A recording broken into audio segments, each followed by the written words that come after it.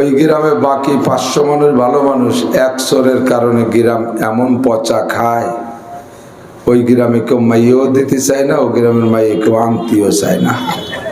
এক চোরে দেশটা শেষ করে দেয়, ঠিক না? কোন এক গ্রামে সাধারণ কৃষক মূর্খ মানুষই বেশি। ভাগ্যক্রমে গোবরে পদ্ম ফুল একটা প্রবাদ আছে। ওই গ্রামে একটা লোক জজ হয়ে গেছে, খুব দামি দায়রা জজ।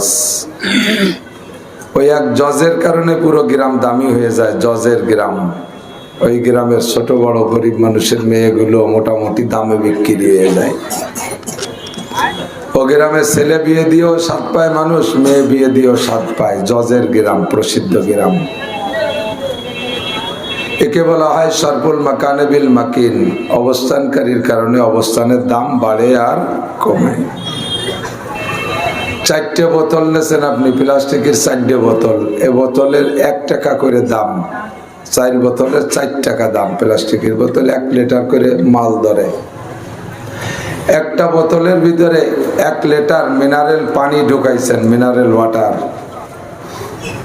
সাধারণভাবে বোতলটার দাম 1 টাকা, যখনই ওর মধ্যে পানি ঢুকছে বোতলের দাম 25 টাকা। এ বোতলের দাম এখন 25 টাকা হলো। এটা কি বোতলের কারামতি না ভিতরে মালের কারামতি? পানি ঢুকে বোতলের দাম 1 থেকে 25 বানাইছে। 2 নম্বর আর একটা বোতলের মধ্যে 1 লিটার ডিজেল ঢুকাইছেন, কেরোসিন তেল। এবার বোতলের দাম 110 টাকা। এ বোতলের দাম বাড়াইলো কি বোতলে না ভিতরের মালে? মালে বাড়াইছে, ঠিক না? 3 নম্বর বোতলের ভিতরে 1 লিটার ঘি ঢুকাইছেন, 1600 টাকা দাম। একই 1 টাকা দামের বোতল, এবার বোতলের দাম হয়ে গেছে কত? বোতলের কারামতি না মালের কারামতি? ঠিক না? 1 টাকা দামের বোতল রে 25 টাকা, 110 টাকা, 1600 পর্যন্ত নিয়ে গেছে। 4 নম্বর বোতল ভরে পেশাব করে মুখ আটকাইতেছেন। এটার দাম কয় টাকা? ওর বডির দামও শেষ। 1 টাকা যে দাম ছিল তাও কেউ দেবে না, ঠিক কিনা? প্রথম যে বোতলটা পানির বোতল, ওইটা আপনার হাতে যদি দেয় যে ভাই আমি তো একটু এদিক যাচ্ছি, নোয়াপাড়া যাচ্ছি, আমার এই পানির বোতলটা একটু বাড়ি দিয়ে যাস, আপনি নিয়ে নেবেন, অসুবিধা নেই। যাক একটু একরাম করি, শুনছি ন্যূনতম একরাম করলে 10 বছর এতে কাপের সব দিয়ে দেয়। 2 নম্বর বোতল কেরোসিনের বোতলটাও যদি দেওয়া হয় তাও নেবেন, দরকার হয় ওকে বাড়ি দিলাম না, আমি নিয়ে আমার মেশিনের মধ্যে ঢেলে নিলাম, এটাও নেবেন। 3 নম্বর বোতল ঘির বোতলটা যদি দেই, ভাই আমার মা ভাত খাতি বসে রয়েছে, আলু ভর্তা নিয়ে তুই তাড়াতাড়ি যা বোতলটা একটু দিয়ে যাস, আপনি নিয়ে যাবেন। যার মনে মনে নিয়ত করছেন যাই কাকি রে কব, কাকি আমার একটু ঢেলে দেন। 1600 টাকা দামের ঘি কিনে খাওয়া তো সবার দ্বারা সম্ভব না। 4 নম্বর বোতলটা যদি হাতে দিয়ে কই যে আমার তো যশোর যাওয়ার কথা ছিল, পেশাব টেস্টের জন্য জাতি পাতিছিল, তুই একটু যশোর যাচ্ছিস, এই বোতলটা হাতে নিয়ে যা, তোর ভাড়ার টাকা দেবানি, তাও কি নেবে? কয় যুবর কবাল, তোর এই মতির বোতল আমি বয়ে বেড়াবো, বলবে কি বলবে না? একই বোতল রে এত উপরে উঠাইছে আর এত নিচে নামাইছে, কিসে? ভিতরে যে অবস্থান করছিস সে, ঠিক না? আল্লাহর দুনিয়ায় বহুত জায়গা আছে, বহুত জায়গা মানুষের দর্শনে যায়। কুয়াকাটা যায়, কক্সবাজার যায়, করমজল যায়, বিভিন্ন পার্কে যায়, সিলেটের জাফলং তামাবিল বর্ডার যায়। বাংলাদেশের ভিতরে আমরা গরিব মানুষ যারা শিক্ষা সফরে এই কয়েক জায়গা যাতায়াত করি, আমাকে পয়েন্টগুলো কইলাম। নিরিবিলি পার্কে যায়, ইকো পার্কে যায়, যশোর পার্কে যায়, ফুলতলা পার্কে যায়, বিভিন্ন পার্কে যায়, এগুলো একটু দেখতে যায়। রবি ঠাকুরের মাজার জিয়ারত করতে যায় মুসলমান কুষ্টিয়া, এসব পয়েন্টে যায়, দর্শনীয় জায়গা দেখতে যায়। দিনদার ইমানদার যারা, তারা দর্শন সহ কিছু হাসিল করতে চরমনের ময়দানে যায়, তারা টঙ্গীর ইস্তেমায় যায়, গহরডাঙ্গার ময়দানে যায়, পীরবাড়ি মাদ্রাসা নোয়াপাড়া যায়। এমন করে দুনিয়ায় কম বেশ ভালো জায়গা, দর্শনীয় জায়গার অভাব নেই। বহুত রং ঢঙের পাহাড় পর্বত আছে, তাও দেখতে যায় মানুষ। হিমালয় দেখতে যায়, চট্টগ্রামে বড় বড় পাহাড় আছে দেখতে যায়। দুনিয়ার ভিতরে সবচাইতে বেঢঙ্গা যে পাহাড়গুলো, তার মধ্যে একটা পাহাড়ের নাম জাবালে নূর। জাবালে নূর, নূর পাহাড়। পাহাড়টায় দেখতেও অত ঢক না, বেঢঙ্গা একটা পাহাড়, এরকম বেকা কোড়া কাজ করা, সিঁড়ি টিড়ি নাই। পাকিস্তানিরা আর কাবলিরা এই ওরা একটু হাতুর নিয়ে কাইটে কাইটে কোনো মতে একটু খাত খাত বানাইছে। আর নবী পাক সাল্লাল্লাহু আলাইহি ওয়াসাল্লাম যখন ওই পাহাড়ে উঠছেন তখন এটুকু ছিল না। কিভাবে উঠছেন আমার মাথায় ধরে না। হুজুর একবার উঠছেন, একটানা 40 দিন ইতিকাফ করছেন ওখানে বৈশা। কিন্তু মা খাদিজাতুল কুবরা রাদিয়াল্লাহু তাআলা আনহা প্রত্যেক দিন সকাল বিকাল 2 বার যাইয়া 40টা দিন নবীকে খানা দিয়ে আসছেন ওই জায়গায়। নবীর বয়স 40, খাদিজাতুল কুবরা রাদিয়াল্লাহু তাআলা আনহার বয়স 55। 55 বয়সে মহিলারা আয়েশা হয়ে যায়, শারীরিক যৌবন শেষ হয়ে যায়, বার্ধক্যের মূল টাইমে রওনা দেয়। এই বৃদ্ধা মহিলাটা মক্কা থেকে পায়ে হেঁটে ছোট ছোট টিলা পাহাড়ি পথ অতিক্রম কইরা এরপর ওই বেঢঙ্গা পাহাড়টা এখন সিঁড়ি বানায় দিয়েছে। তাই আমার মতো হালকা পাতলা মানুষ আমি খুব দ্রুত গতিতে উঠছি, সাথীদের চেয়ে 20 মিনিট আগে চলে গেছি। তারা মোটা মোটা উঠতে দেরি হয়েছে, আমার লাগছে 45 মিনিট, তাদের লাগছে 1 ঘন্টার বেশি। এই পাহাড়টায় এই মহিলা প্রত্যেক দিন 2 বার, সকালে একবার বিকেলে একবার, যে নবী আলাইহিস সালাতু ওয়াস সালামকে খানা দিয়ে আসতেন। 40টা দিন ওই পাহাড়ে নবী গুহার ভিতরে অবস্থান করেছেন। যেই গুহার ভিতরে হুজুর অবস্থান করেছেন, আল্লাহ পাকের ধ্যানে আল্লাহকে খুঁজতে গেছেন। আইনা রব্বি, আমার আর রব কে, আমার রব কোথায়, মান হুয়া, সে কে, আমি তাকে কোথায় পাবো। খুঁজতে খুঁজতে খোদার কুদরতি ইশারাই ওই জবালে নূরে গারে হেরা, একেবারে পাহাড়ের উপরে উঠে যে আবার দক্ষিণ দিকে একটু নামতে হয়, ওখানে একটু নেমে আবার একটু বাঁকা করে উত্তর দিক যেতে হয়। যার পরে এতটুকু একটা ফাঁকা, এতটুকু একটা ফাঁকা, উপরে পাথর নিচে পাথর, একটুকু একটা ফাঁকা ছাড়া ওই পাশে গুহার ভিতরে যাওয়ার বিকল্প কোনো রাস্তা নাই, কোনো রাস্তা নাই, ওই ফাঁকা দিয়ে যেতে হবে। আমি ওই ফাঁকার মধ্যে দিয়ে ঢুকছি, নেমে কাঁপতে কাঁপতে ঢুকছি। ভিতরে যখন গেছি ফাঁকা, ওই এতটুক ফাঁকা, আমি তো পাতলা মানুষ, চিকন মানুষ, যখন ভিতরে ঢুকছি উপরে পিঠেও উপরের পাথর, নিচে পেটের নিচেও নিচের পাথর। ওখানে গেলে আমার প্যালপিটেশন শুরু হয়ে গেছে। আল্লাহ, যে পরিমাণ আকাম কুকাম করে বাংলাদেশের আইছি, আর এই যাতার মধ্যে নিজেরই ঠেলি টুলি ঢুকই দিলাম। আল্লাহ যদি কয় আর বেরোতে দেব না, 2 পাশের পাথরে যদি চাপা দেয় তাহলে আমি ওই জায়গায় চিড়া হয়ে যাব। তারপরও মনে মনে সাহস করলাম, অবশ্যই আমি গুনাহগার, আর আমার চেয়েও অনেক গুনাহগার বা আমার সমপরিমাণ গুনাহগাররাও এখান দিয়ে যাতায়াত করছে, একজনকে আল্লাহ আটকায় রাখে নাই। এই পাহাড়টার নাম জাবালে নূর। জিব্রাইলের পদচরণ ঘটছে, নবী পাক এ জায়গা বসে 40 দিন ইতিকাফ করেছে। কাজেই এই বরকতি পাহাড় থেকে পাহাড়ে আমাকে আটকায় রাখবে না, হিম্মত করে ধাক্কা দিছি, ও পাশে চলে গেছি। একেবারে মক্কায় ফজরের নামাজ পড়িয়ে বেরোইছি। ওখানে গিয়ে ডকডক করে বেলা উঠছে, বেলাটা উঠতেছে, আমি চোখের সামনে দেখতেছি। ওঠার পরে কিছুক্ষণ পরে ইশরাকের সময় যখন হলো, আমি তখনই ঢুকছি। ঢোকার পরে দেখি 3টা মেয়ে, যুবতী 3টা মেয়ে বোরকা পরে বসা, একেবারে 100-এ 100 বোরকা পরা, ওখানে বসে কান্নাকাটি করতেছে।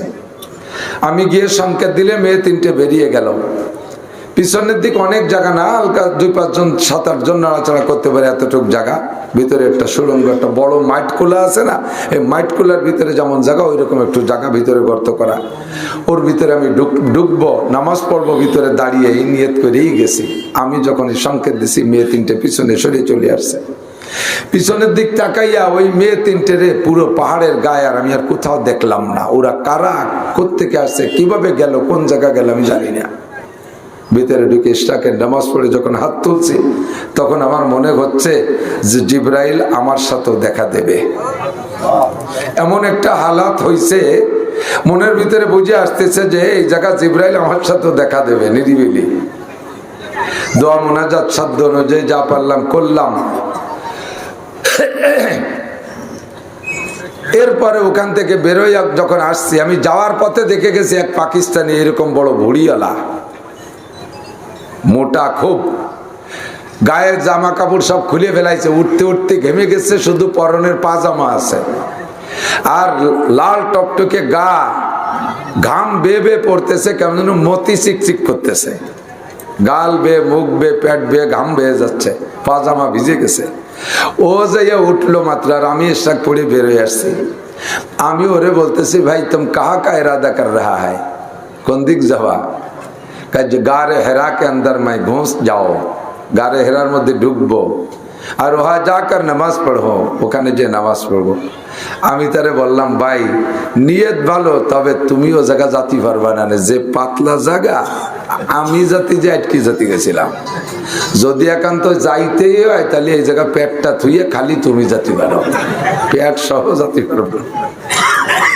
तमाशा करे बोला आपके बतौनी हाँ रख दो, फिर आप घुस जाओ, पेटटा जगह तुम ही जाओ। वो हेसे দিয়ে कोशिश करो इंशाल्लाह। ও যখন ঢুকছে আমি চলেই আসতাম, কিন্তু ওরে দেখার জন্য যে ও কোনো মতে সম্ভব না, ওর এক রানই ঢুকবে না, পেট তো দূরের কথা, তার রান আমার গাইতে মোটা। তা আমি ওই জায়গা কাইতে দেখতেছি ও কি করে, দেখলাম ও সে জায়গা ঠেলাঠেলি করতে করতে আমার মতো অটুক কষ্ট করে সেও ঢুকে গেল। সুবহানাল্লাহ, একই বরকতি জায়গা, সুবহানাল্লাহ, আল্লাহু আকবার। তো উনিও নামাজ পড়ে উনিও বেরোয় আসলেন। এই পাহাড়টাকে দেখতে লক্ষ লক্ষ কোটি কোটি মানুষ যায়, সেই থেকে নিয়ে আজও পর্যন্ত যায়। আপনাদেরও কি মনের ভিতরে একটু শখ হচ্ছে যে আমি দেখব? দেখবেন, নিয়ত আছে? তবে সময় থাকতে যাইয়েন, 70, 80, 90 বছর বয়সে যাইয়া হুইল চেয়ারে যাইয়া খুড়খুড় করে যায়, উপর দিক চাইয়া খালি একটা হাই ছেড়ে চলে আসবেন। সময় থাকতে আসি রে, সময় থাকতে আসি রে, হাই তাইল বাইতাল চলে আসতে হবে, কোনো মতে উঠতে পারবেন না, হাই ছাড়বেন খালি, সময় থাকতে যাবেন পাবেন। তো ওই জায়গায় যাওয়ার শখ, দেখার শখ, হাজিদের জিয়ারা বলে, এগুলো দেখাকে জিয়ারা বলে। এখানে দেখার জন্য সকলেই যায়। পাহাড়টার কি কারামতি, এরকম পাহাড় আরো আছে, অন্যান্য পাহাড়গুলো আরো দেখতে সুন্দর, এরকম করে ঢালু ঢালু করে উঠে গেছে, মাথার চূড়াটা চিকন, ধীর স্থির ভাবে নেমে গেছে, ইচ্ছে করলে বেয়ে উঠা যায়। সেসব পাহাড়ে কেউ দেখে না, সেসব পাহাড়ে কেউ ওঠে না, সেসব পাহাড়ের কেউ ভিডিও তোলে না, ছবি তোলে না। এই বেঢঙ্গা পাহাড়টার ছবি তোলে, এর উপরে উঠে ছবি করে, একে দেখার জন্য মানুষে ব্যাকুল। কারণ কি? এই পাহাড়ের ভিতরে, বোতলের ভিতরে ঢুকছে 1600 টাকা দামের ঘি। কতক্ষণ না গা? 1600 টাকা দামের ঘি। লেখা আছে গায়ে, ইকরা বিসমি রাব্বিকাল্লাযী খলাক, খলাকাল ইনসানা মিন আলাক, ইকরা ওয়া রাব্বুকাল আকরাম আল্লাযী আল্লামা বিল কলম, আল্লামাল ইনসানা মা লাম ইয়ালাম। লেখকরা কালি দিয়ে রং দিয়ে লিখে রাখছে। যাই ওই জায়গা আপনি যখন বসবেন মনের দরদ আর অন্তরের ব্যথা নিয়া, ও জায়গা যে যখন আপনি বসতে পারবেন, আপনার মনে হবে যেন জিব্রাইল আইসা আপনার ওই 5টা আয়াত পড়াইবে। নবী পাক একা একা বসে আছে, লাইলাতুল কদর, রমজান মাস, শাহরু রমাদান আল্লাযী উনজিলা ফীহিল কুরআন হুদাল লিন-নাসি ওয়া বায়িনাতিন মিনাল হুদা ওয়াল ফুরকান।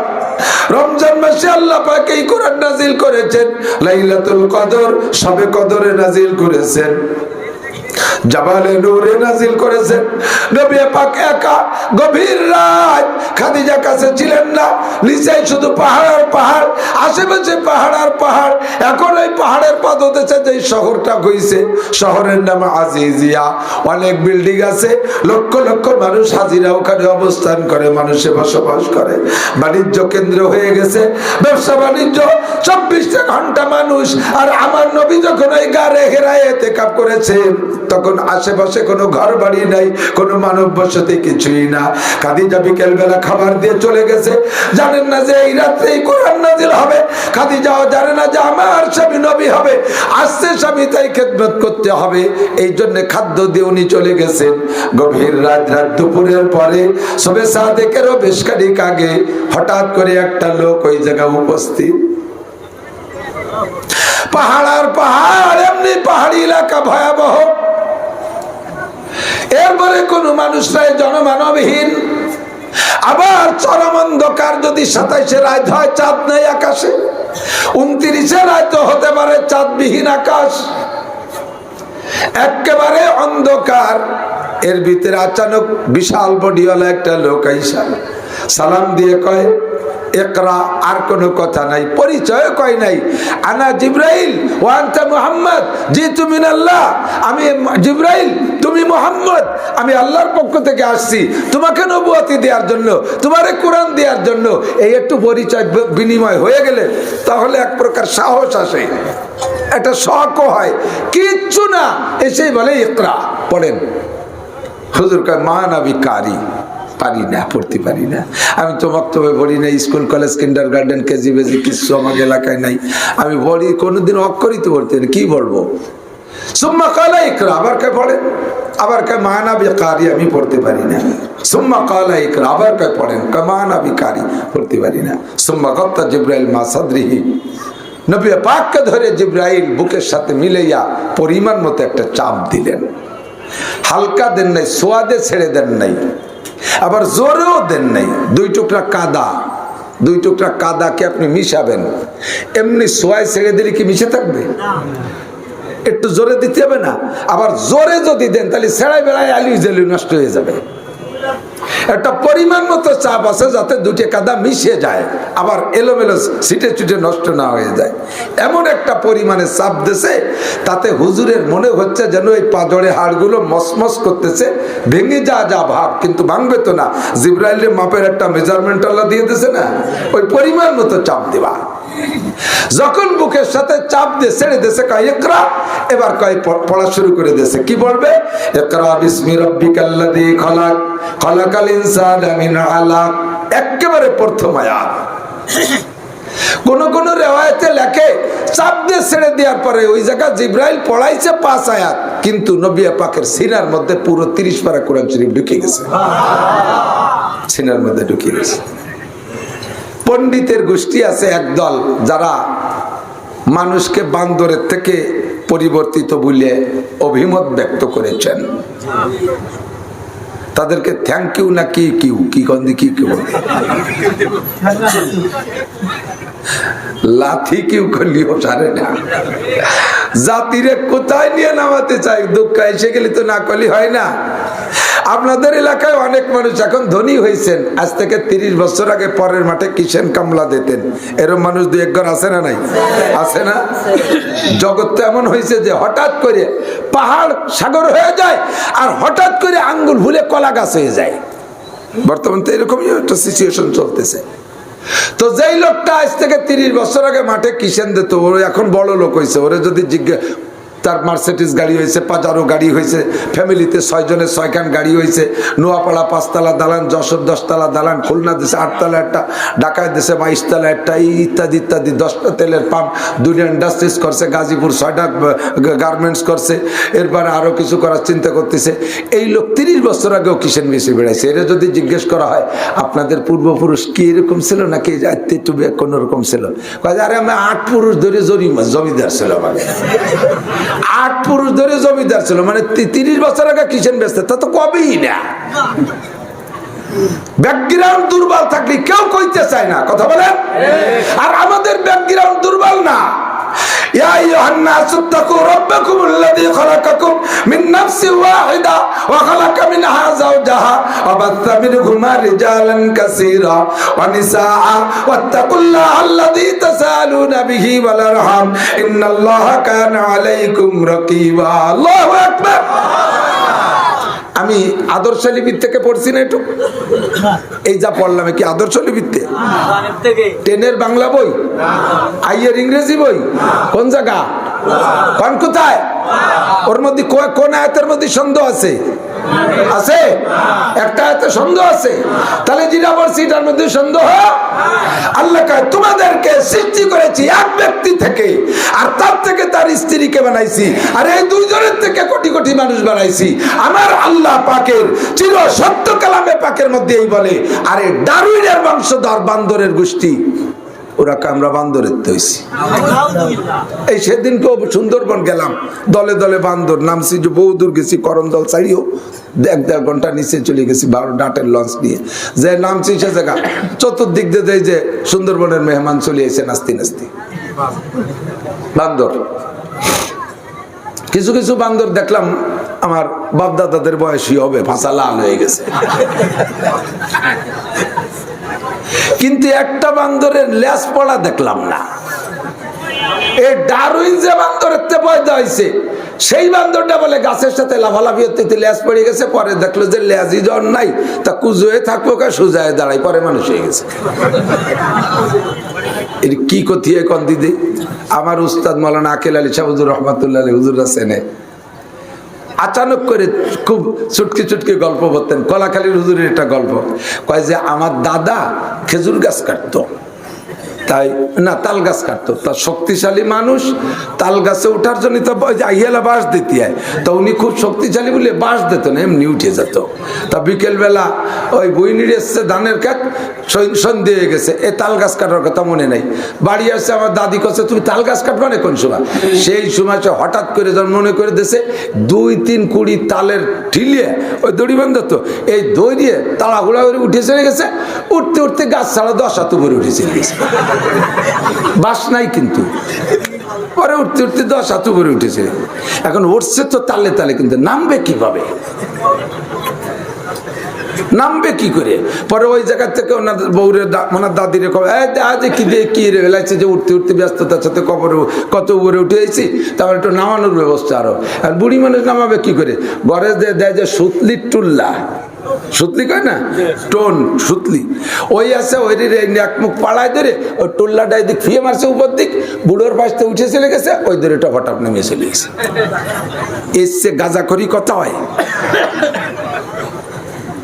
এসছে ভাও কথা জগতে আছে, গাছ ছাড়ানো 10 হাত উপরে ওঠে কোন জায়গায়, আর ওই জায়গায় যাইয়ে বুড়িরে খবর দিল, হলে থাকলো কারবার।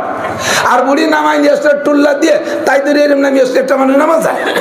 এ কথা যত গাঁজা করি, ওই ডারউইনের বংশ, তারা বান্দর থেকে উৎপত্তি হয়েছে, লেজ পড়ে যায়, এটা তার চেয়ে গাঁজা করি। আর এই পড়ায় যে বিদ্যালয়, ও বিদ্যালয় তার চেয়ে গাঁজা করি। আমার মাস্টার ভাইরা আন্দোলন করবেন, আপনারা এ ছাত্ররা তুই আন্দোলন করবি, এই সমস্ত বান্দরামি পড়া আমরা পড়তে রাজি না। আগের বই পুস্তকে কত সুন্দর সুন্দর কথা, যা পড়লে তার থেকে শিক্ষা ছিল, ঠিক না?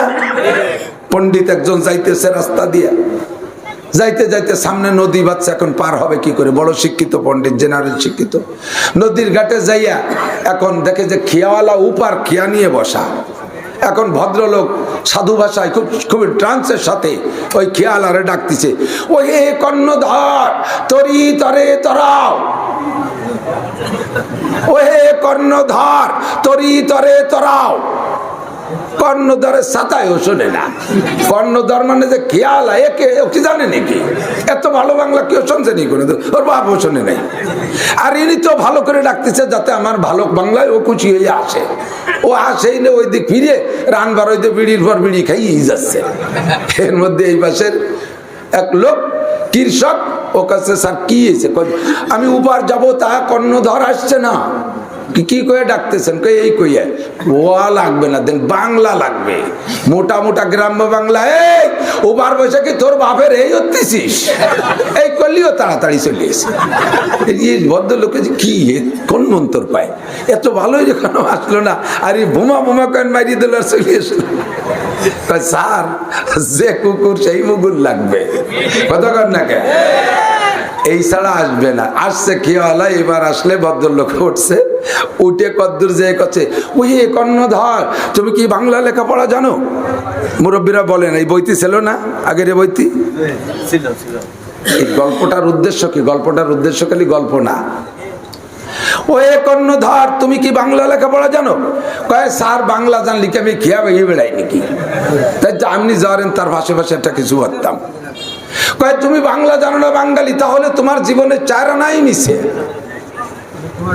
খেয়ালা কয় যে এই এতদিন কত মানুষ উঠল, কেউ তো আমার হাসা মিশে কইল না, এ ভদ্রলোক উঠেই আমার 4 আনা মিশিয়া চুপ করে রয়েছে আল্লাহর জন্য, আর কথা না কয়।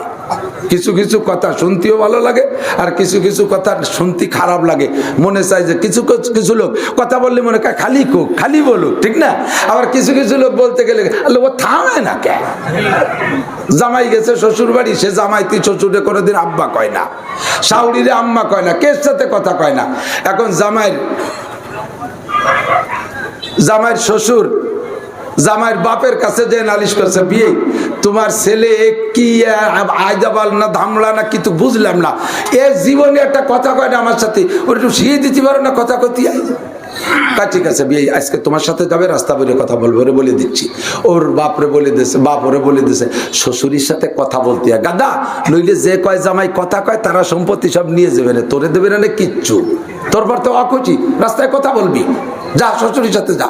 এখন শ্বশুরির সাথে যাচ্ছে শ্বশুর বাড়ি, কদ্দূর যাওয়ার পরে কথা বলা শুরু করছে। আব্বা, এক নম্বর কথা, আব্বা আপনি বিয়ে করছেন? শ্বশুর আব্বা আপনি বিয়ে করছেন? শ্বশুর কয় আল্লাহ এ কোন বিপদে পড়লাম, জবেরটা না দিলি না আবার বেকায়দা কি কইয়ে উঠলো, এটা তো কিছু করতেই হবে, জব দিতে হবে।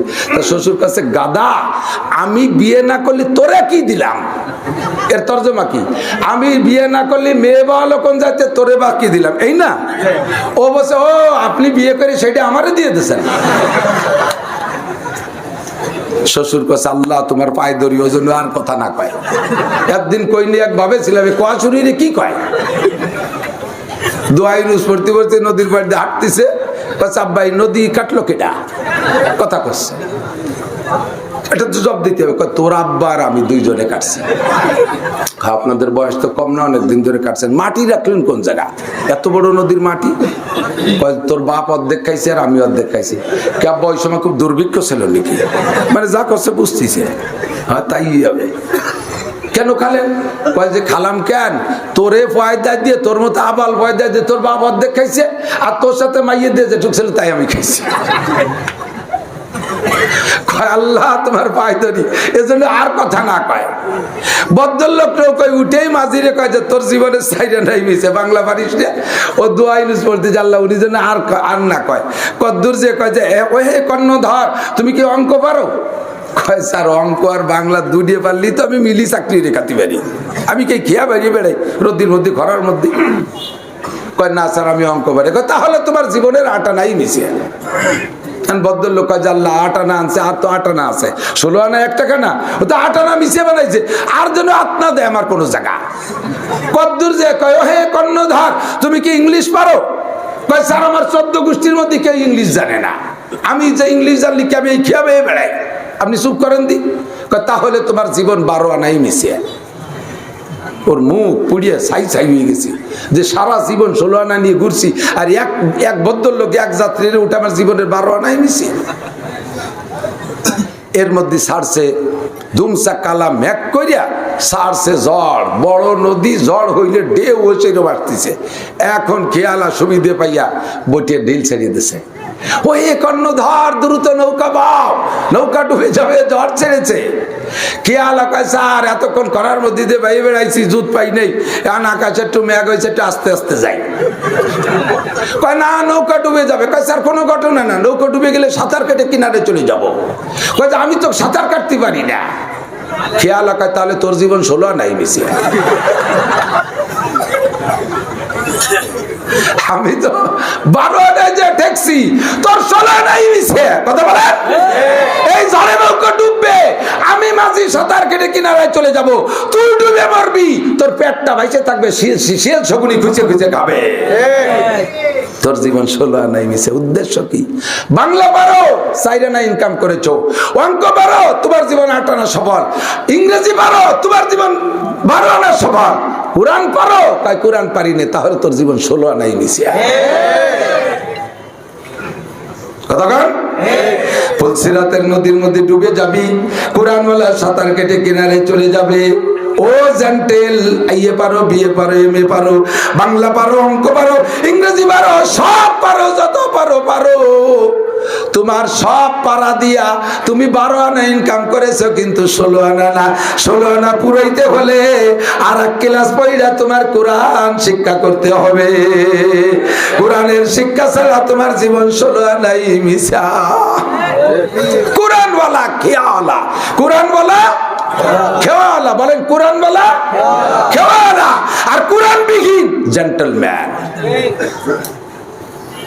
সাবধান, সতর্ক। আগের বই পুস্তকে এই সমস্ত গল্পগুলো ছিল। আমি মাঝে মাঝে বলতাম রুহের জগতে আল্লাহ 6টা ক্লাস করাইছে। মার রব আনা কি কয়, আলাস্তু বি রব্বিকুম, আমি কি তোমাদের রব নই? আমরা বলেছিলাম বালা। বলেন বলেন কি বলছিলেন? মনে আছে বলছিলেন? আমাদের এক বুজুর্গ বলেন যে আমি ওই সময় বালা বলছিলাম, আমার আশপাশে কে কে ছিল তা আমার মনে আছে। আমাকে কি তাই মনে আছে? ছিলাম কিনা তাই তো মনে নাই। আল্লাহ বলেছিলেন আলাস্তু বি রব্বিকুম, আমি কি তোমাদের রব নই? আমরা বলেছিলাম বালা, জি আপনি আমাদের রব। আল্লাহ এর মধ্যে 6টা কথা রয়েছে। 1 নম্বরে আমি তোমার ব্যক্তিগত জীবনের রব। কথা বলেন, রব মানে প্রতিপালক। রব মানে রব মানে প্রতিপালক। আমার ব্যক্তিগত জীবনে যা লাগে সবকিছু সরবরাহ করে কে? পারিবারিক জীবনের রব কে? সামাজিক জীবনের রব কে? অর্থনৈতিক রব কে? রাজনৈতিক রব কে? আন্তর্জাতিক নীতির রব কে? আল্লাহকে 6টা সবক পড়াইছি। এক রবের শিকারের ভিতরে 6টা কথা। যাও বান্দা, দুনিয়ায় যাও, এই আলাস্তু বি রব্বিকুম বলার পরে তুমি যে রব বালা বলেছো, এই কথার পর তুমি অটল থাকো। ইন্নাল্লাযীনা ক্বালু রাব্বুনাল্লাহ সুম্মা ইসতাকামু তাতানাজ্জালু আলাইহিমুল মালায়েকা। এই রব বলে তুই স্বীকার করে এর উপরে অটল থাকবি, নড়বি চড়বি না, এদিক সেদিক হেলবি দুলবি না। চলে যা বান্দা, ও বান্দা তুই দুনিয়ায় যাওয়ার পরে ভুলে যাবি দুনিয়ার রং তামাশা দেইখা, যাতে না ভুলি সেজন্য আমি তোরে অবিরাম মস্কের ব্যবস্থা করে দিলাম। প্রত্যেক দিন যত নামাজ পড়বি, নামাজের মধ্যে রবের মস্ক করবি। আলহামদুলিল্লাহি রাব্বিল আলামিন, বলে আলহামদুলিল্লাহি রাব্বিল আলামিন। এই জায়গা রব আছে না নাই? আবার মরার পরে রুহের কাছে আরেকটা জিজ্ঞাসা হবে, মার রব্বুকা, রব তোর কে? এই রব শব্দটা আমার বড় পছন্দনীয়। আল্লাহ পাক আমাদের ওখান থেকে মস্ক করাই দিয়েছে। দুনিয়ায় আমাদের পণ্ডিতরা ওই 6টা বাজারে মনে রাইখা একটা কবিতা লেখছে। মুরব্বীরা জানেন, আগের বইতে ছিল, ছেলেকে মাতে বাজারে পাঠাইতেছে বাজার করতে 6টা মাল কেনার জন্য। রুহের জগতের ওই 6টা মালের দিকে লক্ষ্য কইরা মায়ে এইটাই 6টা বাজার পাঠাইছে। কবি সেইটা আবিষ্কার করেছে। দাতকিনি চাল, মসুরের ডাল, চিনি পাতা দই, 2টি পাকা বেল, সরিষার তেল, ডিম ভরা কই। মা যাহা বলেছে তাতে ভুল নাই, যদি হয় ভুল নিশ্চয়ই ছিঁড়ে দেবে মাথার চুল। এবার রাস্তা দিয়ে হাঁটে আর এই সবক মুখস্থ করে। কত দূর যে দেখে গোসেদের ননি, গুড়ি ধরে টানে, বাহবা বাহবা ভোলাবো তো হাবা, দেখিব খেলাতে কে হারে কে, যে দেখে না হলে শেষ। কদ্দূর যে দেখে গোষ্ঠটা গোল টানতেছে, ওই গড় গড় শব্দ হচ্ছে, শুনতে ভালো লাগছে। ওই কিছুক্ষণ দেখতে দেখতে বাজারের নাম 3টে ভুলে গেছে। আর বাড়ি দিয়ে বেরোয় দেয় যে পোলাপান আকাশে গুড়ি কাটাকাটি খেলতেছে। ছেলে মানুষ দেখতে দেখতে বাজার আর 3টে ভুলে গেছে, 6টাই গুলাই গেছে। এবার মস্ক করতে যে দেখে সব উল্টো পাল্টা হয়ে গেছে। দাতকিনি ডাল, মুসুরের চাল, চিনি পাতা দই, চিনি পাতা কই, 2টি পাকা তেল, সরিষার বেল, ডিম ভরা দই, সব উল্টে গেছে না? এই কথা কয় 6টাকে মনে কইরা কবিতা লেখছে। ওই রুহের জগতের 6টা, রুহের জগতের 6 বাজার কবিতার মধ্যে নিয়ে আসছে। বন্ধুরে দুনিয়ায় আমরা ঘোষেদের ননি, গুড়ি ধরে টানে, বেড়াকা ডান্স, কারিতাস, বিআরডিবি, শনিবার, জাগরণী চক্র, আশা, প্রশিকা, গ্রামীণ ব্যাংক, 21শে ফেব্রুয়ারি, 14ই ফেব্রুয়ারি, দুনিয়ার যত টালটু বাল্টু আছে, সুদ আর ঘুষ, জিনা আর ব্যভিচার, আর যত আকাম কুকাম আছে, এগুলোর পালায় পড়িয়া ওই 6 বাজার এমন বুলা বলছি, আল্লাহর কাছে যে বালা বলে স্বীকার করেছিলাম তা পর্যন্ত মনে নাই। ঠিক না? আগের বই পুস্তকের ভিতরে শিক্ষা ছিল, আর আগের বই পুস্তকের ভিতরে বান্দর বানায় ছাড়িয়ে দেয় একটু নাউজুবিল্লাহ। সেই পণ্ডিতদের দাবি, এই চলে আসেন জায়গা মতো চলে যাবি, সত্যি সত্যি যত দূর যাই আবার বাইতে বাইতে গোড়ার দিক চলে আসতে হবে, গাছে উঠছি নামতে হবে না। মনে আছে কোন জায়গাতে গেছি, দুইটা কাদার দলারে মুখে মিশে ঠাসা দিলি, একটার সাথে একটা মেশে, যে নবী পাক বলেন জিব্রাইল আইসা আমার বুকের সাথে চাপ দিয়েছে আর আমার সিনার মধ্যে 30 পারা কোরআন শরীফ চলে গেছে। জোরে কোন সুবহানাল্লাহ। পণ্ডিতরা কয় যে এই ফাও কথা পাও কোথায়? বলেন ফাও কথা পাও কোথায়? আমরা 10টা বছর পড়াইছি, ক্লাস 1 থেকে নিয়ে ম্যাট্রিক পর্যন্ত, বস্তা বস্তা বই, 4টে টিউশনি মাস্টার। এরপরও পরীক্ষার রেজাল্ট যা হইছে, পাস তো দূরের কথা ফেলও করে না। এই পাস না করলে তো ফেল করতে হবে, ফেলেরও তো একটা ক্যাটাগরি আছে। এমন নাম্বার পাইছে তাতে ফেলও হয় না। তা আমরা বস্তা বস্তা বই পড়াইয়া পাস করাতে পারি না, একখান বই মুখস্থ করাতে পারি না, আর বুকের সাথে বুকে চাপ দিয়ে বলে 30 পারা মুখস্থ করাই দিচ্ছে। এই বাজে কথা বাদ দাও, হুজুর গাঁজাখড়ির একটা সীমা আছে। আমরা বলি গাঁজাখড়ি না, তোমাদের আবিষ্কার ফামা জবাবুকুম ফাহুয়া জবাবুনা, তোমরা যে জব দেবা আমরা সেই জব দেব। এই মোবাইলটার ভিতরে 32 জিবি একটা মেমোরি আছে, মেমোরিটা লোড আছে অনেক কিছু দিয়ে, গজল আছে, কিরাত আছে, ওয়াজ আছে, ইত্যাদি দিয়ে লোড আছে। আমার এর ভিতরে যা যা আছে এটা আপনার খুব পছন্দ হয়েছে, আপনি নতুন একটা মোবাইল আইনে বা মোবাইলটা মেমোরি 32 জিবির আইনা এই মোবাইলের থেকে ওই আপনার মেমোরির ভিতরে এতে যা যা আছে সব ওর মধ্যে নেওয়ার ব্যবস্থা আছে না নাই? দুইটা পদ্ধতি, একটা হলো এইটাকে অন করে দিয়ে ওইটার রেকর্ডিং অন করে দিলে এটা যা যা বলবে ও সেটা রেকর্ড করে ফেলবে, এইটা হলো এক পদ্ধতি, তাতে লাগবে অনেক সময় অনেক সময়। আর একটা সহজ পদ্ধতি, এর ওর ব্লুটুথ সংযোগ করে দুইটারে সিনের সাথে সিনে মিশাইয়া এক শীতেনে কিছুক্ষণ শোয়াই তুলি, এর পেটে যা আছে সব ওর পেটের মধ্যে চলে যায়। জোরে বলে যায় কি যায় না? মোবাইলে কথা কতি পারে না, জড় পদার্থ, হাত পাও নাই, হাঁটতে চলতে পারে না, এই নিজস্ব কোনো যোগ্যতা নাই, এই একটা জড় পদার্থ মোবাইল, এর সিনার ভিতরে থেকে যদি আরেকটা মোবাইলের সিনার ভিতরে কিছুক্ষণ বুকের সাথে লাগায় রাখলে ঢুকতে পারে। আমার আল্লাহ পাকের কুদরতি প্রযুক্তি জিব্রাইলের সিনার থেকে মুহাম্মাদের সিনার ভিতরে এইভাবে চাপ দিলে যাইতে পারে কি পারে না? ফামা জবাবুকুম ফাহুয়া জবাবুনা, কি জব দিবি দে, আমিও সেই জবের জব কাটবো। বাপের কবরের কাছে দাঁড়াইয়া 3 কুলহু আর 1 ফাতিহা পড়লে 1 খতম 20 পারা কোরআন শরীফ সব পড়ার সব বাপের কবরে চলে যায়। ঠাট্টা রে কয় যে কবরে দিয়ে একটা টাইট করে বন্ধ রেখেছ, ও ডোকে কোন ফাঁক দে, হুটো টুটো তো নাই। যদি তুই ফুটো খুঁজিস এ ঢুকোটুর জন্য, তাহলে আগে আমার আর একটা ফুটো দেখাই দে। চট্টগ্রামের মোবাইলই বিকাশে টাকা দেছে, তোমার হাতের মধ্যে মোবাইলের মধ্যে সেই টাকা ঢুকে যায়, কোন ফাঁক দিয়ে ঢোকে টাকা ঢোকে। আবার দোকানে নিলি বের করে দেয়, বেরোনোর সময় তো দেখলাম না যে টাকায় যে বেরোয় গেল, আবার সে তো 5,000 10,000 টাকা দেয়। তোর মোবাইলে যাই ফাঁক দিয়ে ঢোকে, আমার আল্লাহ দেওয়া কুদরতি সিস্টেমে মা বাবার কবরের ভিতরেও এই সূরা ইখলাস এবং সমস্ত সওয়াব রেসানির সওয়াব সেই ফাঁক দিয়ে ঢুকে যায়। ফামা জবাবুকুম ফাহুয়া জবাবুনা, ঠিক না? বলেন সুবহানাল্লাহ। জান্নাতের মধ্যে একটা গাছ লাগানো হয়ে গেছে, বলেন না সুবহানাল্লাহ। জান্নাতের মধ্যে একটা গাছ লাগানো হয়েছে, ঠাট্টা করে কাজে বিসি ফাটাইছো কার কাছে? জান্নাতের মধ্যে গাছ লাগাতে বিসি ফাটাইছো কার কাছে? জমি কার, কাজ জমিতে কার বিসি লাগায় তা ঠিক কি? আরে বেটা, যেদিন পড়ছি লা ইলাহা ইল্লাল্লাহ মুহাম্মাদুর রাসূলুল্লাহ, বলেন 4000 নেকি পড়ার সাথে সাথে লা ইলাহা ইল্লাল্লাহ, লা ইলাহা ইল্লাল্লাহ, লা ইলাহা ইল্লাল্লাহু মুহাম্মাদুর রাসূলুল্লাহ। একবার কলেমায় 4000 করে নেকি। একবার সুবহানাল্লাহ বললে জান্নাতের মধ্যে গাছ লাগানো হয়। কার জমি, কার বীজ কার জমিতে লাগাই সেই চিন্তা তোমার না।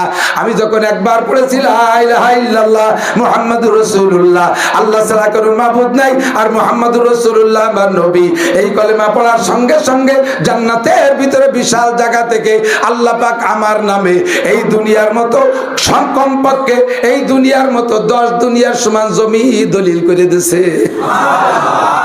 কালেমা বলে আমি জমি দলিল করে ফেলাইছি, এবার সুবহানাল্লাহর গাছ লাগাই। সুবহানাল্লাহর কিভাবে লাগান? কয় তুমি যেভাবে লাগাও আমি সেইভাবে লাগাই। রকেটটা আকাশে উড়িয়ে যায়, মঙ্গল গ্রহে যায় একটা রকেট, যাইতে 6 মাস লাগে ফ্লাইটের পরে। ওর যেটুকু একটা টাঙ্কি, ওর ট্যাঙ্কিতে নিশ্চয়ই 6 মাসের তেল নিতে পারে না একবারে, অবশ্যই পারে না। কত বড় বিমান, এই বাংলাদেশ বিমান সৌদি আরলাইন্স এমিরেটসে করে সৌদি যাই, বিদেশে যাই, মালয়েশিয়া যাই, অন্যান্য দেশে যাই আমরা। এর কত বড় টাঙ্কি ভরে তেল নাই, তাই এক টাঙ্কি তেল নিয়ে একবারে আমেরিকা যাইতে পারে না। আমেরিকা এক ফ্লাইটে লাগে 16 ঘন্টা, মাঝখানে যায় বিভিন্ন এয়ারপোর্টে নেবে, ট্রানজিট করে ওখান থেকে তেল নেয়, এখান থেকে তেল নেয়। তো এত বড় টাঙ্কি ভরে তেল নিলি সেই এক টাঙ্কিতেই আমেরিকা যাওয়া যায় না। অটুক রকেটের টাঙ্কিতে নিশ্চয়ই 6 মাসের তেল নিতে পারে না। তাহলে মাঝপথেও তেল পাই কোন জায়গা? এক সায়েন্স পড়ালের কইলেন যে তোরাতেই পড়িস, কদি ওই যে তেল ফুরোই যায়, ওখানে তেল পায়, অনেকে পাম্প আছে নাকি? কয় না, তা তো নাই। কথায় তেল পাই কোন জায়গা? ফুরোই গেলি তেল নাই কিভাবে? ও খানিক চিন্তা করে কয় ফিরিয়ে এসে আবার নিয়ে যায়। তোর এই সায়েন্স পড়তে গেছে কোন শহর? এই ও ফিরে আইছে আমার নিয়ে গেলে আবার ওই জায়গা গেলে ফুরোই যাবে, তাহলে ও যাবে কবে? জীবন করে অটুক যাতায়াত করবে, ঠিক কি ঠিক না? নিশ্চয়ই তেল দেওয়ার একটা ব্যবস্থা আছে। সেই ব্যবস্থাটা হলো যে এয়ারপোর্ট থেকে ফ্লাইট করে সেই এয়ারপোর্টে বিজ্ঞানীরা কম্পিউটার নিয়ে বসে থাকে। ওইটার যান্ত্রিক কোনো সমস্যা হলেও এখানে কম্পিউটারে সিগন্যাল দেয়, এই জায়গায় বসে কম্পিউটারের ভিতরে সারে, আর ওই জায়গার মেশিন সারা হয়ে যায়। এই জায়গায় বসে কম্পিউটারে জমিনে বসে সারলি যদি ও জায়গার সারা হয়, ও জায়গা তেল টাঙ্কি ফুরোয় গেলে এখানে সিগন্যাল দেয়। এই জায়গা টাঙ্কির মধ্যে তেল দিয়ে বাটনে চাপ দিলি রকেট আকাশের যেখানেই থাকুক তার টাঙ্কি লোড হয়ে যায়। তোর মাথায় এতটুকু একটা মাথা, বিলের মাথার মতো মাথা, ওর মধ্যে বটাখানি গিলু, তাই যদি এমন আবিষ্কার করতে পারি যে জমিনের ফুটোর মধ্যে তেল দিলি রকেটের ফুটোর মধ্যে তেল যায়, তাহলে আমিও জমিনে বসে সুবহানাল্লাহ বললে জান্নাতের মধ্যে গাছ লাগানো হয়। আমার জবাব কম পাবো, জবাব না, তুই যে জবাব দিবি সে জবাব আমার কাছে তার চেয়ে ভালোই আছে, ঠিক ঠিক না? আর তুমি এলে এখন বলো, আর আমরা অনেক আগের থেকে বলতেছি কথাগুলো, ঠিক না? তোমরা রকেটে তেল নাও এখন, তোমরা মোবাইলে টাকা ঢুকাও এখন, আর আমরা কবরে দেখি ঢুকাই অনেক আগের থেকে। আমরা জান্নাতের ভিতরে গাছ, সুবহানাল্লাহর গাছ অনেক আগের থেকে লাগাই। তোমরা তো সেদিনকে থেকে রকেটের টাঙ্কিতে তেল ঢুকানো শিখছো, আমরা অনেক আগের থেকে লাগাই, ঠিক কি ঠিক না? আল্লাহ পাক আমাদের কবুল করে বলেন আমিন। বুঝ দান করে মুসলমান। ইসলামকে নেগেটিভ বুঝার কোনো সুযোগ নাই। ইসলাম পরিপূর্ণই পজিটিভ, কথা বলেন ঠিক না? ইসলামের পরিপূর্ণ পজিটিভ, দলিলের অভাব নাই, জবাবের অভাব নাই। আমার এক বন্ধু ইটালি থাকে আমাদের এলাকার, উনি ইটালির থেকে আসছে, এসে আমাকে বলতেছে হুজুর আপনার একটা ওয়াজের খেলাফতি দিতে আছে, এই ওয়াজটা আপনি বলবেন। এই জন্য আমি মাঝে মাঝে বলি। উনি বলেন ইটালি, আমি যে ডিস্ট্রিক্টে থাকি, ডিস্ট্রিক্ট প্রধান যেটা বাংলাদেশে ডিসি বলা হয়, উনি আমারে ডাকছে, ডেকে বলতেছেন, আমার সাথে পরিচিত, বলতেছেন যে আমার ভিতরে কৌতূহল জাগছে যে আমি 4টে ধর্ম তো দুনিয়ায় প্রসিদ্ধ আছে, মুসলমান, খ্রিস্টান, হিন্দু, বুদ্ধ, এই 4টে ধর্ম। আমি এই 4 ধর্মের 4 পণ্ডিতের একটু বিতর্ক অনুষ্ঠান করব। তো আমি 3 ধর্মের 3 পণ্ডিত সংগ্রহ করছি, আপনি ইসলাম ধর্মের একটা পণ্ডিত আমারে দেন। পানি আছে নাকি?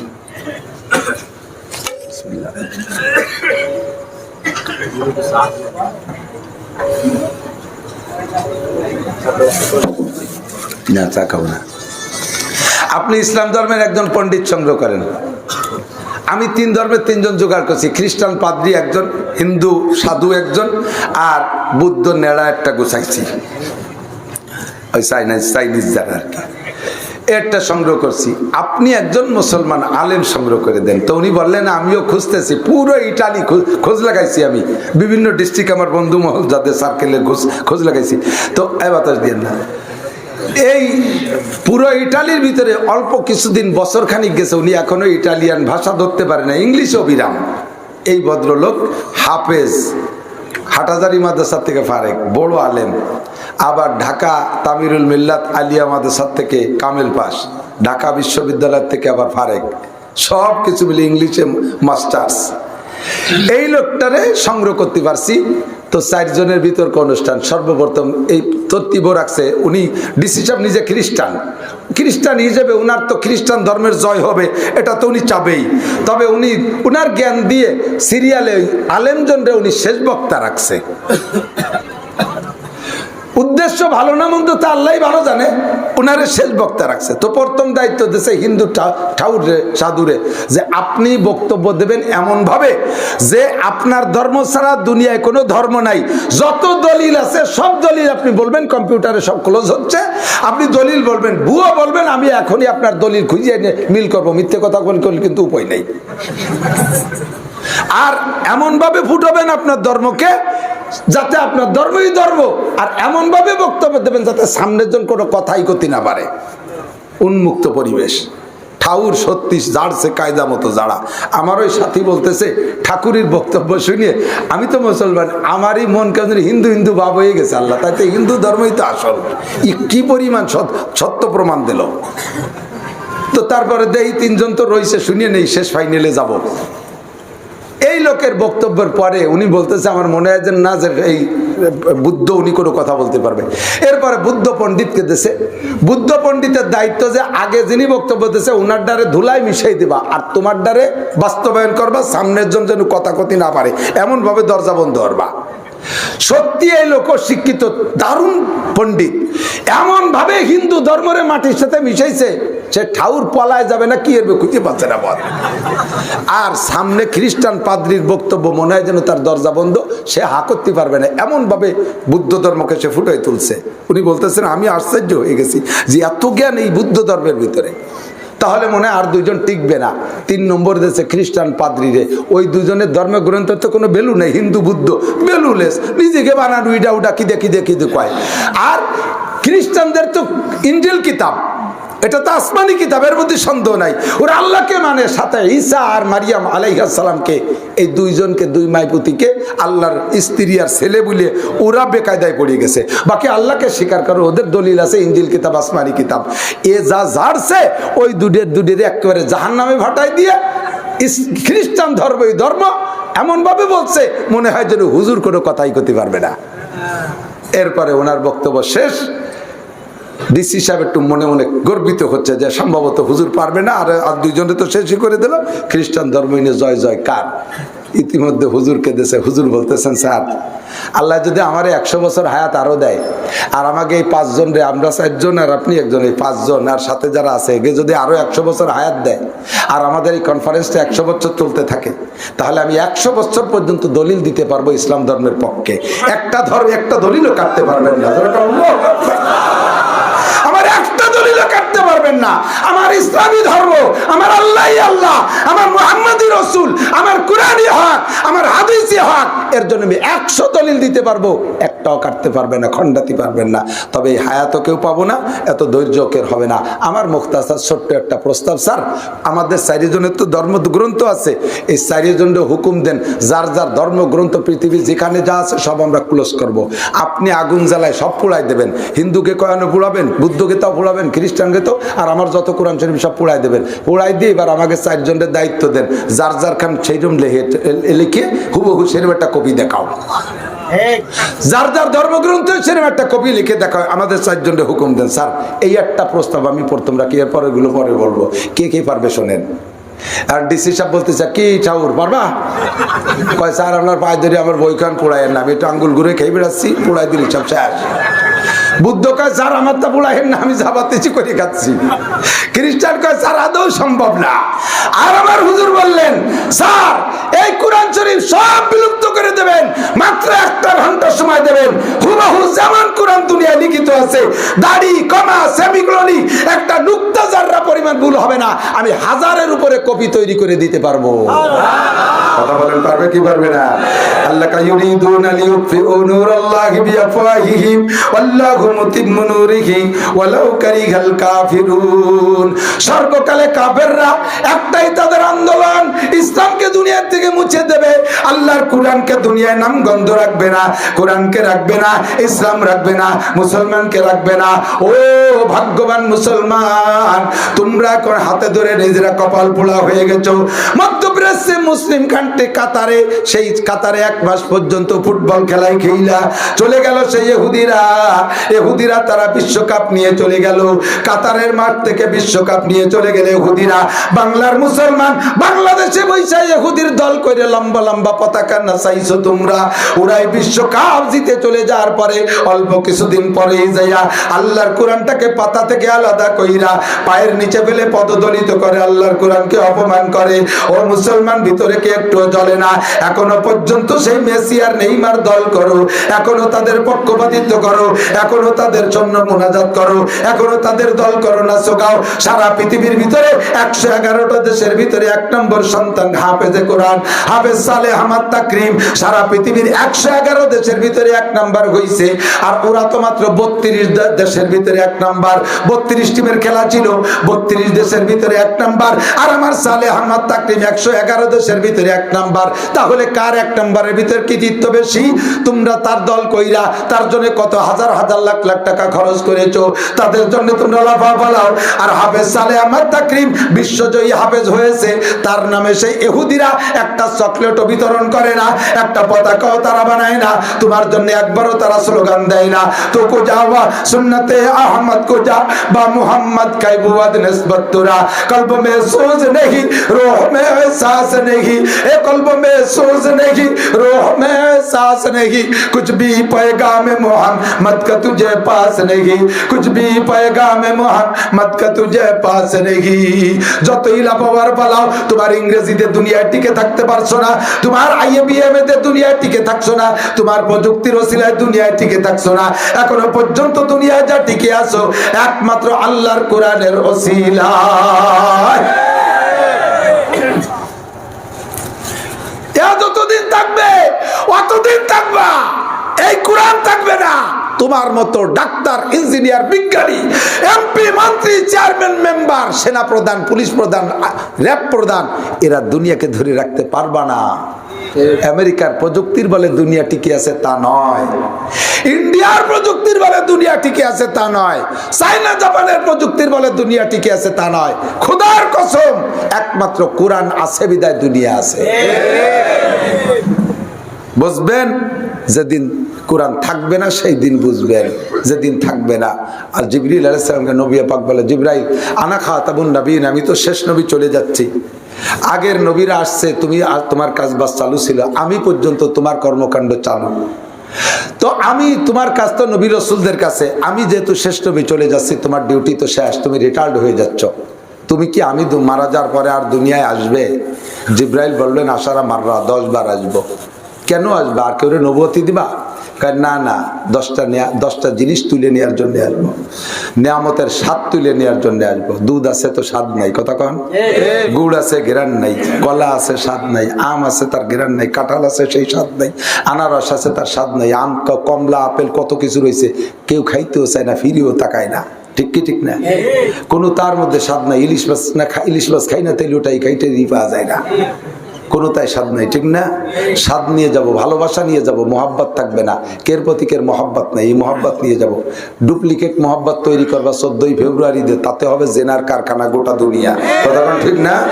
এতে ভালোবাসা হয় না। ভালোবাসা তুলে নিয়ে যাবো, ইনসাফ থাকবে না, ন্যায় বিচার থাকবে না, ঘুষ খাইয়ে মাতুব্বাররা, ঘুষ খাইয়ে বিচারকরা বিচার বিক্রি করে ফেলবে। যারে ফাঁসি দেওয়ার দরকার তারে 10 লাখ টাকা 20 লাখ টাকাকে ছাড়িয়ে দেবে, আর বেকসুর নিরপরাধী মানুষগুলোকে বছরের পর বছর ফসাইতে থাকবে।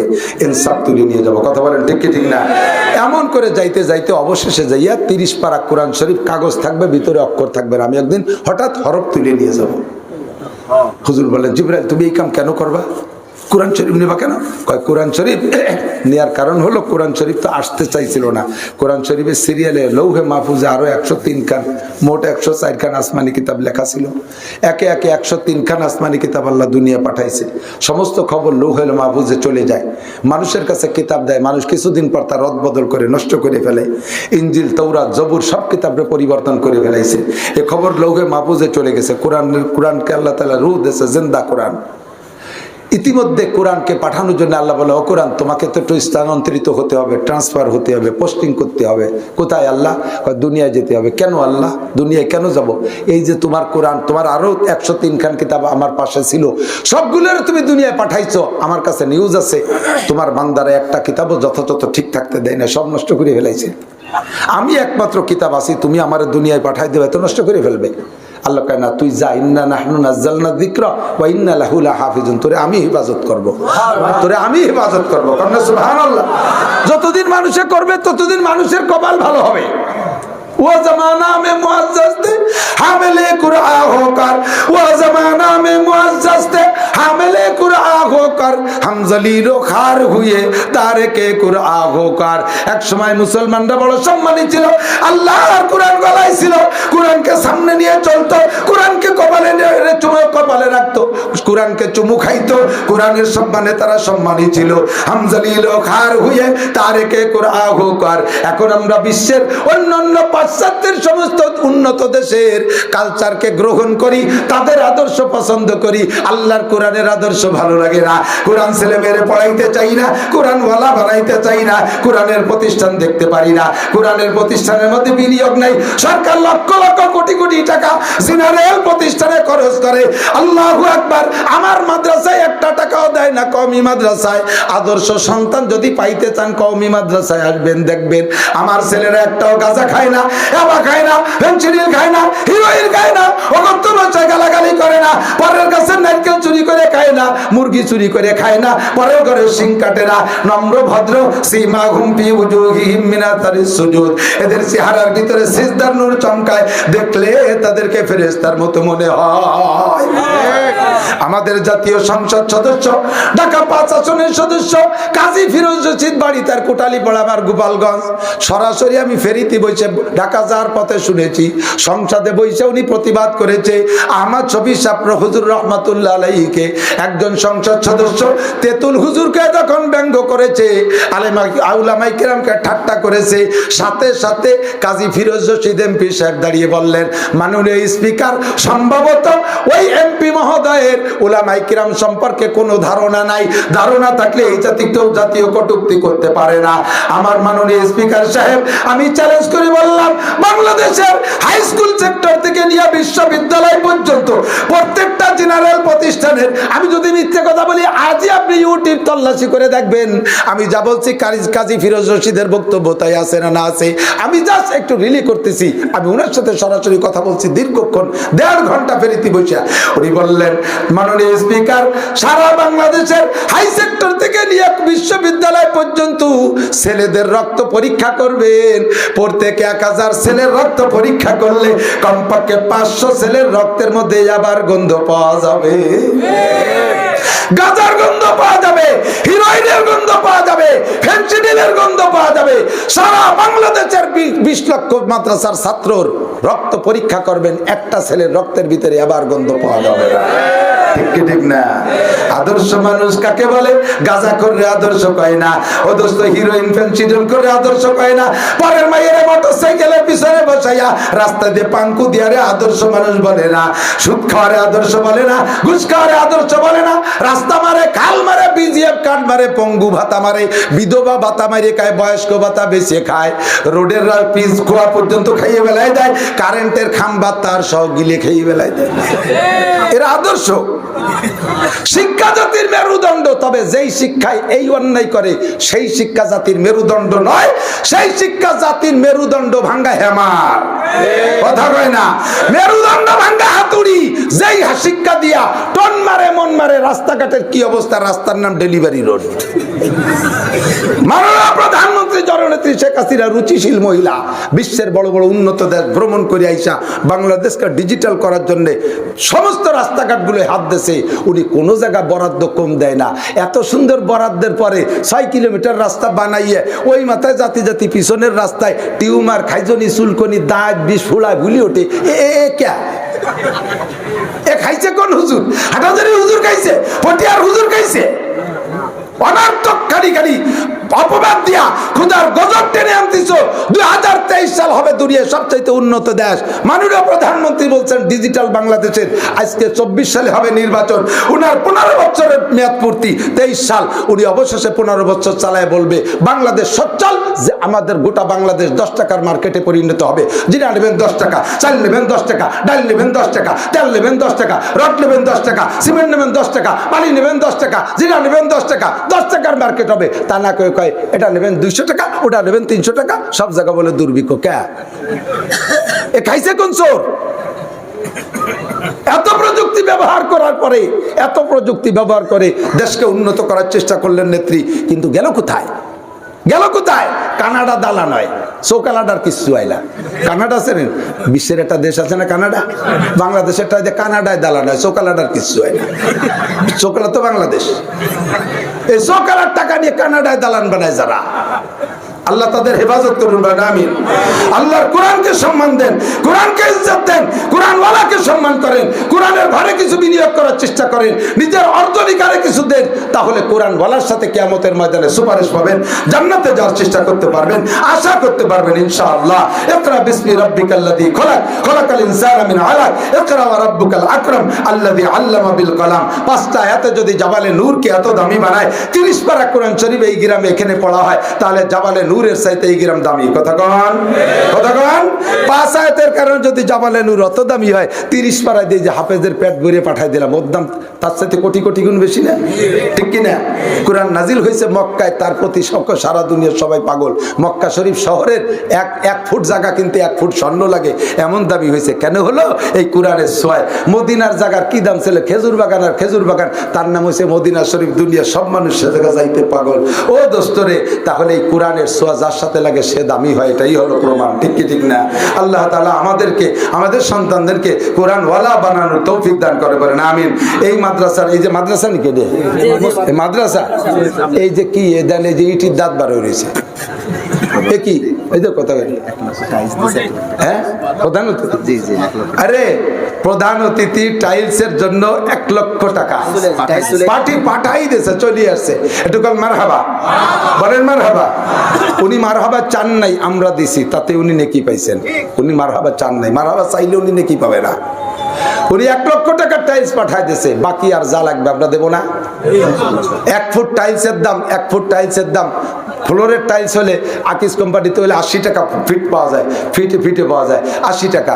তারপরে চাইনাগুলি পাড়ার দাম বেশি, এই 80 টাকা 100 টাকা বা 120-25